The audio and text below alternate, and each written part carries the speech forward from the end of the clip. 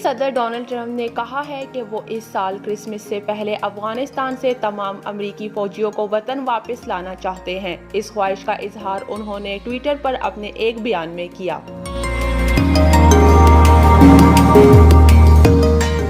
अफगानिस्तान से अमरीकी फौजियों का इन्हला 4 साल पहले सदर ट्रंप की सदारती मुहिम का अहम नुक्ता था, ताहम इसमें उन्हें अब तक पूरी कामयाबी न मिल सकी। इस साल फरवरी में तालिबान के साथ मुआहदे के बाद जंग बंदी के इक़दाम तातुल का शिकार रहे हैं। बुध को अफगानिस्तान के लिए अमरीकी एलची ज़ल्मे खलीलज़ाद ने एक बयान में कहा कि तमाम फरीकीन अमन के लिए कोशां हैं। उन्होंने कहा कि इस मामले में पाकिस्तान भी एक मुस्बित किरदार अदा कर रहा है।